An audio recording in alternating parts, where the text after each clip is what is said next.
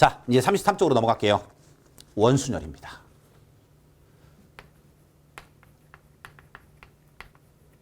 자, 이제 순열 이름이 붙어 있는 것 중에서 마지막이죠. 자, 원순열의 원은 말 그대로 원형이란 뜻입니다. 자, 얘는 어떻게 하는 거냐? 일단 그냥 뭐 정의처럼 쓰는 건 이렇게 쓸게요. 서로 다른 n개를 원형으로 배열하는 거예요. 그러면 물론 선생님이 지금 쓰는 건 그냥 서로 다른 n개라고 쓰긴 하지만 이제 나중에 가면 저렇게 안 합니다.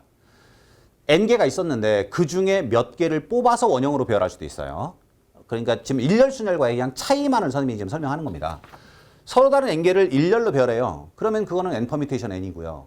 여기서는 일렬이 아니고 원형으로 배열합니다. 그럼 또 일렬순열과의 뭔가 차이가 생길 거겠지? 자, 이제 무슨 차이가 있느냐? 자, 이제 원순열을 따질 때는 첫 번째로요. 시작과 끝이 없어요. 이건 좀 이따 이제 예를 보여드릴 거예요. 시작과 끝이 없습니다. 시작과 끝이 없다라고 하는 건 시작과 끝이 일렬순열에서는 다르면 무조건 다른 거지만 얘는 시작과 끝이 없어요. 그래서 그 구분을 하지 않아요. 자, 두 번째. 원형으로 배열하면 그냥 여러분들 해봤는지 모르겠는데 이렇게 친구들 손잡고 이렇게 원형을 만들어서 이렇게 막 이렇게 돌면서 놀 수도 있고 우리가 강강수월래라고 하는 거 들어본 적도 있죠? 자, 이제 그것처럼 생각하는 거야. 처음에 여러 명의 친구가 손을 잡고 이렇게 원형의 모양을 만드는 상태에서 움직여. 움직여도 괜찮아. 그건 원순열은. 그래서 위치는 무시해요. 어디 있느냐 별로 중요하지 않다는 거예요. 자, 뭐가 중요하냐? 회전의 순서예요. 자, 회전의 순서라고 하는 건 시계 방향이 됐건 반시계 방향이 됐건 누구 옆에 누가 있고 누구 옆에 누가 있고 누구 옆에 누가 있느냐가 중요하다는 거죠. 그걸 회전의 순서라고 표현해요. 회전의 순서가 중요하다. 그러니까 일렬순열과의 지금 차이를 설명한 겁니다. 자, 이제 이거에다가 이제 우리가 결국은 알아야 되는 건 뭐냐? 원순열의 수는 그럼 어떻게 구하는 거야? 그걸 알아야 되겠죠? 자, 이제 결론부터 미리 선생님이 얘기하고 갈게요. 원순열의 수는요, 무조건 일렬순열의 수를 구합니다. 일렬순열의 수라고 하는 건 퍼뮤테이션 계산을 하라는 뜻입니다. 자, 그런 다음에 뭐 이제 요 말이 조금 이제 낯설 수도 있는데 원형으로 이렇게 내가 뭔가를 늘어 놓을 거 아니에요. 사람이 됐건 물건이 됐건 숫자가 됐건 자, 이제 그걸 원형으로 배열하는 원소수라고 설명할 거예요. 몇 개. 몇 개가 원형으로 배열되느냐야. 자, 배열하는 원소수예요. 자, 요게 원순열의 수를 구하는 방법입니다. 그러니까 여러분들 잘 생각해 보세요. 조합의 수를 계산할 때도 일렬순열의 수를 구한 다음에 나눴죠. n 컨비네이션 r이라는 걸 계산할 때도 npr을 계산한 다음에 r의 계승으로 나눴죠. 그 다음에 우리 지난 시간에 배웠던 같은 것이 있는 순열의 수를 계산할 때도 같은 것이 p개 있으면 p의 계승, q개 있으면 q의 계승으로 나눴죠. 지금도 그렇게 하라는 거예요. 일렬순열의 수를 찾은 다음에 나누라는 거예요. 뭐로? 원형으로 늘어놓는 원소의 개수로. 그러면 왜 이런 거 자꾸 나누는 거죠? 이 나눈다라고 하는 것이 뭐라고 했어요? 구분이 안 되는 거예요. 같은 거예요. 이만큼씩 같아진 게 생기고 이만큼씩 같아지는 게 생기고 이만큼씩 같아지는 게 생기고 원순열에서도 이만큼씩 같아지는 게 생기기 때문에 나누는데 몇 개씩 같아지느냐? 배열하는 원소의 개수만큼씩 같아지더라는 거예요. 이해됐습니까? 자, 그럼 이제 예를 한번 볼게요. 선생님 이거 지우는데 자, 시작과 끝이 없다라고 하는 거 기억해 두시고 위치는 무시합니다. 회전의 순서만 중요합니다. 그러니까 회전의 순서는 시계 방향 아니면 반시계 방향밖에 없거든요. 네. 그 방향으로 보는 거예요. 이제 좀 있으면. 자, 이제 얘를 일렬순열과 원순열의 차이를 구분하기 위해서 1, 2, 3을 배열합니다. 그럼 1, 2, 3을 배열하는 방법. 어떻게 배열할 거야?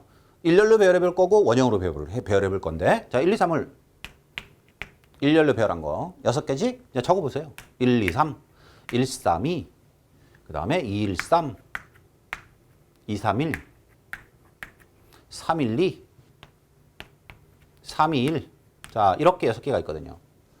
시작과 끝이라고 하는 건 이거거든. 123. 이게 시작이잖아요. 이게 끝이죠. 시작과 끝이 달라지면 일렬순열은 다른 거 아닙니까? 근데 원순열은 그런 게 없어진다고요. 자, 이제 원형으로 배열할 겁니다. 요 놈을 그대로 원형으로 배열할 건데 그냥 이렇게 할게요. 맨 앞에 있는 놈을 12시 방향, 얘를 4시 방향, 얘를 8시 방향으로 배열해 볼게요. 그러면 얘를 이렇게 배열하라는 거죠. 123. 이게 마치 이렇게 원형인 것처럼 생각해요. 자, 무조건 맨 앞에 있는 수를 12시 방향, 그 다음에 4시 방향, 8시 방향이야. 그러니까 얘는 1, 3, 2로 배열이 되는 거죠. 자, 요 놈도 2, 1, 3. 얘는 2, 3, 1. 요건 3, 1, 2. 얘는 3, 2, 1. 됐죠? 자, 이게 지금 다 6개를 원형으로 배열한 겁니다. 이렇게. 얘네들은 서로 손에 손 붙잡고 있다라고 치는 거야. 이렇게. 자, 이렇게 놓은 다음에 자, 이렇게 해보니까 도대체 뭐가 시작이고 뭐가 끝입니까? 처음에는 이렇게 있었지만 얘네들이 이게 조금 회전해요. 회전해도 괜찮다고요. 그게 위치를 무시하겠다는 거예요.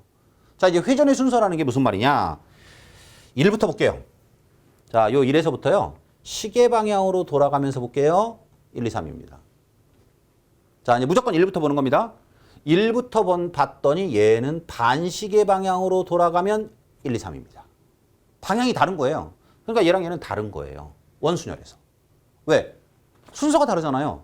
1에 옆에 2가 있는 건 맞는데 자, 요 1의 입장에서 볼 때 이건 시계 방향으로 회전하면서 2가 있는 거고 이건 반시계 방향으로 회전하면서 2가 있는 거죠. 그러니까 완전히 회전의 순서가 반대잖아요. 정반대인 거잖아요. 자, 여기 볼까? 1의 위치 무시하고요. 자, 2를 찾아가 보니까 얘는 반시계 방향이네. 이 둘이 같은 거예요, 이게. 위치를 무시한단 말이 그 말이야. 얘는 4시 방향에 있었고 얘는 12시에 있었죠. 그렇지만 회전의 순서가 1부터 기준으로. 자, 1부터 2를 쫓아가 보니까 반시계 방향으로 가면서 2가 있었고 3이 있었어. 얘는 어떠니? 얘는 시계 방향으로. 그럼 얘네 둘은요? 다른 거예요. 얘는 누구랑 같은 거예요? 얘랑 같은 거예요. 자, 그럼 얘는 어떻게 돼요? 1부터 반시계 방향이에요. 오, 얘는 얘랑 같은 거네요. 이거는요. 1부터 요 놈이 시계 방향. 잘못 썼다. 요렇게 같은 거예요. 얘를 보면 이게 반시계 방향. 그러니까 요렇게 같은 거예요. 얘는 좀 멀리 있는데 얘는 얘랑 같은 거예요. 그렇다면 결국은 몇 개밖에 없는 거예요? 2개밖에 없는 거예요. 그럼 얘를 어떻게 구한다? 자, 이렇게 구하면 된다고요. 일렬순열의 수를 찾아요. 배열하는 원소의 개수가 3개죠? 나눠요. 그래서 답은 2의 개수. 2개밖에는 없는 겁니다. 원순열의 수 별로 어렵지 않죠. 일렬순열의 수를 찾고요. 배열하는 원소 수로 나눠주면 된다.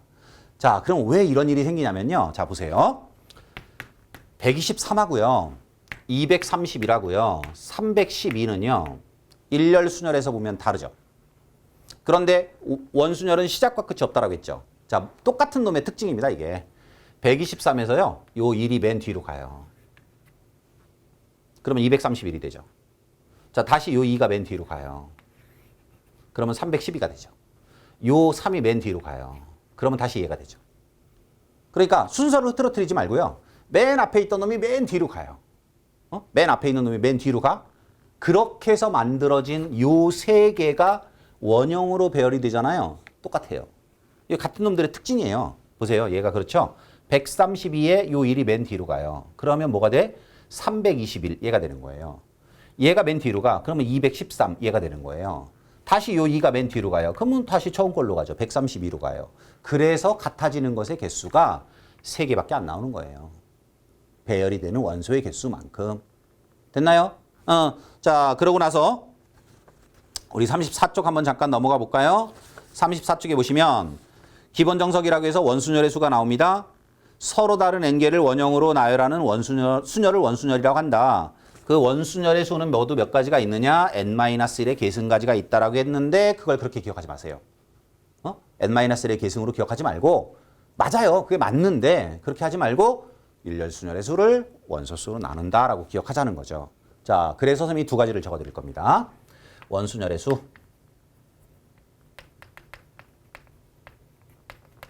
자, 첫 번째는요. 지금 같은 경우에요. 서로 다른 n개를 원형으로 배열합니다. 지금 우리 책에 있는 거예요. 그럼 모두 몇 가지? n-1의 계승가지. 근데 왜 n-계승가지냐? 일열 순열의 수로 계산하면 n가지인데 배열하는 원소 수로 나눴기 때문에 n-1의 계승가지다. 아, 그럼 선생님 뭐 그냥 이렇게 외우면 되죠. 왜 이렇게 하라고 해요? 자꾸. 두 번째 것 때문에 그래요. 두 번째는 뭐냐면 서로 다른 n개 중 r개를 선택해서, 물론 여기서 r개 선택할 때는 중복하지 않습니다. 원형 배열.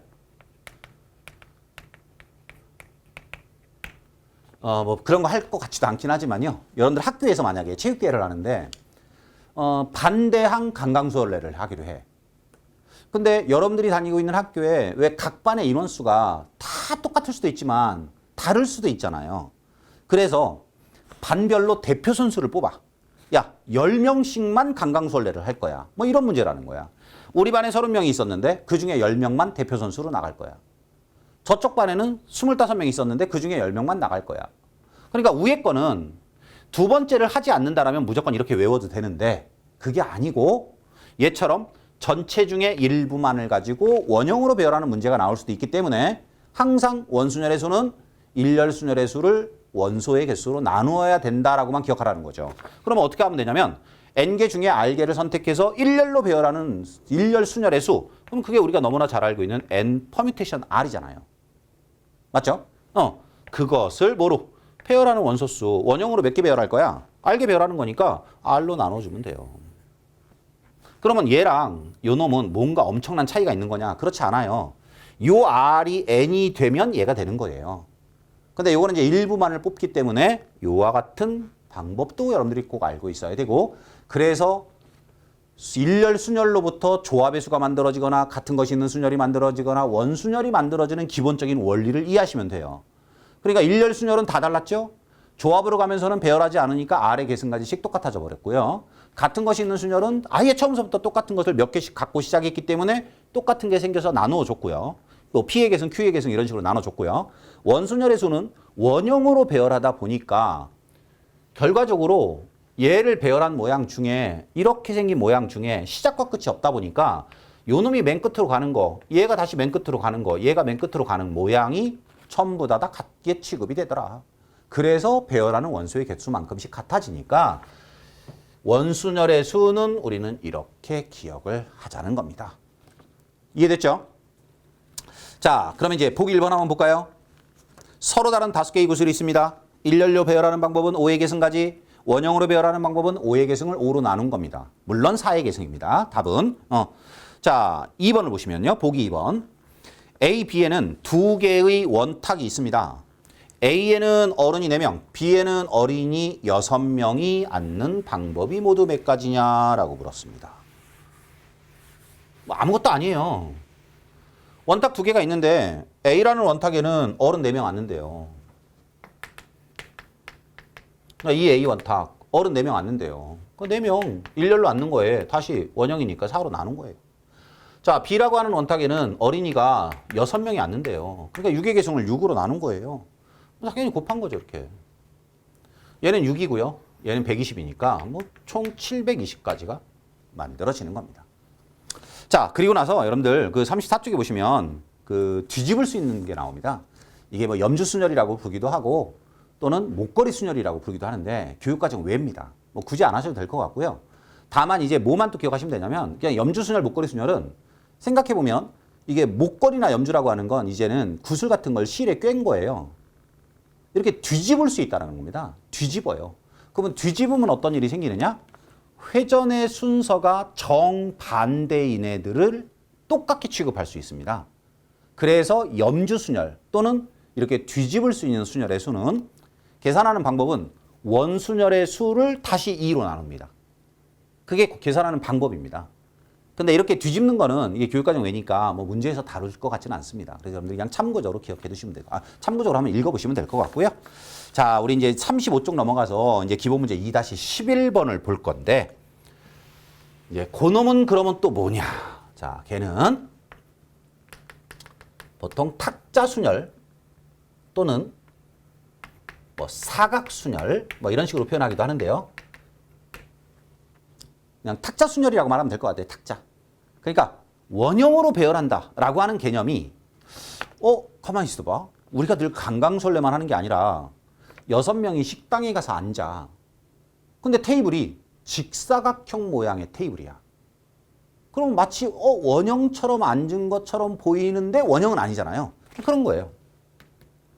내가 앉는 테이블의 모양이 어떤 모양이냐에 따라서 조금 달라집니다. 자, 그럼 또 얘도 마찬가지지. 어떻게 구하는 거냐가 필요하겠죠? 원순열의 수를 이용합니다. 얘는 원순열의 수를 구한 다음에 곱하기 얼만가를 할 거예요. 그럼 저기다가는 뭐를 곱할 거냐? 자, 이제 그림으로 보여드릴게요. 선생님이 예전에 배울 때는요, 이거를 뭐라고 배웠냐면 대칭마디의 원소수라고 표현을 했었는데, 여러분들은 그런 거 지금 배우지 않으니까 저걸 선생님이 대칭마디의 원소수라고 표현해봐야 잘 모를 것 같아요. 그냥 그림으로 직접 확인해 드립니다. 자, 탁자순열은 이제 테이블에 앉는 거야. 테이블에 앉는데 테이블의 모양이 동그랗지가 않다는 거지. 그래서 개수가 좀 늘어나는 거야. 자, 이겁니다. 6명이 있었어요. A, B, C, D, E, F를 배열합니다. 첫 번째는 일렬로 배열합니다. 당연히 유계계승까지. 선생님이 지금 일렬로 배열하는 걸 하는 이유는 원순열의 수를 무조건 제로부터 구하라는 이유입니다. 자, 두 번째로 원형으로 배열해 봅니다. 그러면 당연히 우리가 방금 전에 구한 걸 6으로 나눠요.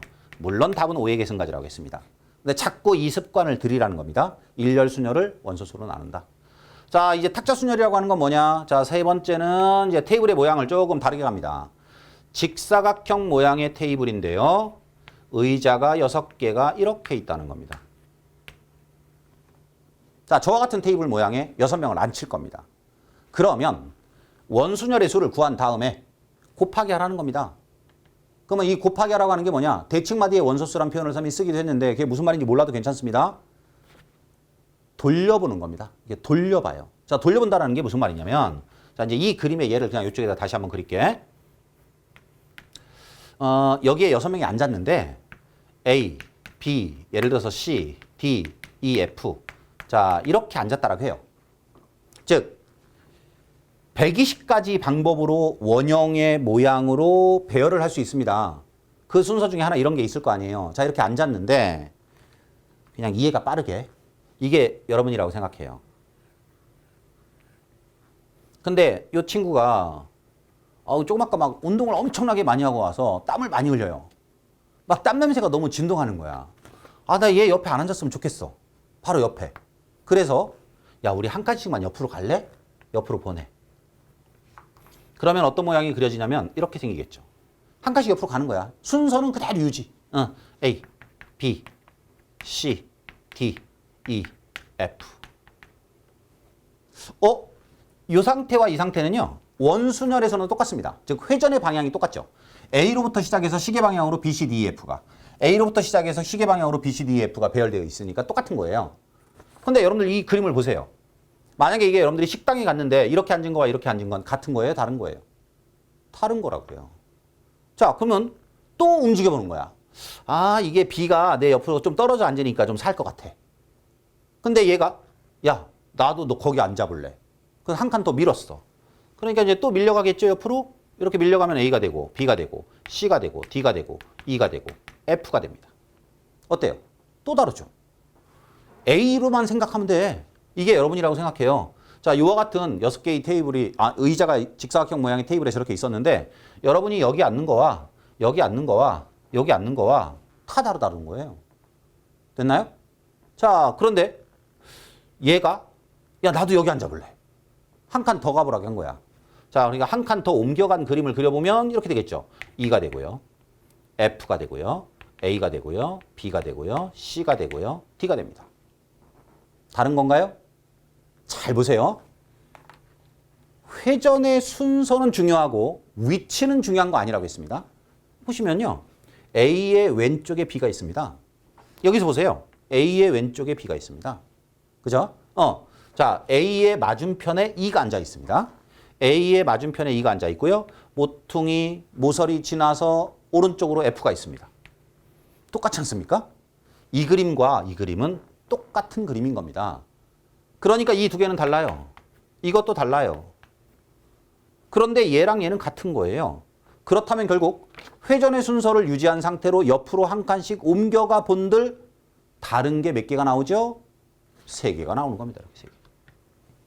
그래서 얘는 그럼 모두 몇 가지가 있느냐? 일렬순열의 수를 찾았죠. 배열하는 원소의 수로 나누어서 원순열의 수를 구했죠. 그런 다음에 곱하기 했어요. 옮겨 가보면서 달라지는 것이 모두 몇 개 생기는가를 본 겁니다. 근데 아까 선생님이 이걸 뭐라고 표현했느냐? 대칭마디의 원소수라고 표현했는데요. 그 대칭마디라는 게 이런 뜻입니다. 이렇게 3명을 묶어요. 이렇게 3명을 묶어요. 그런 다음에 회전했다고 쳐보세요. 저렇게 180도 딱 회전하면 포개지죠. 대칭마디 원소수라는 게 바로 여기에 들어가 있는 사람의 수예요. 그러니까 여기 앉는 거, 여기 앉는 거, 여기 앉는 것이 다르다는 뜻이에요. 그래서 곱하기 3을 하는 겁니다. 이해됐습니까? 이런 걸 탁자순열이라고 부릅니다. 자, 그러면 테이블 모양에 의해서 얼마를 곱해야 되느냐가 중요하겠죠. 그래서 방금 전에 6명 갖고 해보면 자, 테이블에 이렇게 직사각형 모양의 테이블에 이렇게 6명이 앉아있다. 그러면 6의 계승을 6으로 나누고 곱하기 3을 하는 겁니다. 여기 앉는 거, 여기 앉는 거, 여기 앉는 게 다릅니다. 자, 테이블 모양이 정삼각형입니다. 여기 두 자리, 여기 두 자리, 여기 두 자리입니다. 그러면 얘는 6의 계승을 6으로 나눈 다음에 곱하기 얼마일까요? 네, 2를 하면 됩니다. 그 말은 여기 앉는 거, 여기 앉는 것이 서로 다른 겁니다. 이때는요, 이렇게 둘씩 묶어서 회전해요. 120도씩 회전하면 겹쳐집니다. 자, 그 다음엔 테이블 모양이 각이 지어 있는데요. 정육각형입니다. 이렇게 정육각형 테이블이면 어떤 일이 벌어지느냐? 무조건 원순열의 수를 구한 다음에 곱하기 하면 됩니다. 근데 정육각형이란 말은 여기 앉는 거나 그 옆으로 가서 앉는 거나 어떨까요? 똑같지 않을까요? 네, 이거는 그냥 1입니다. 원순열의 수와 같습니다. 테이블이 비록 각은 지어져 있지만 얘는 그냥 원순열 문제가 되는 겁니다.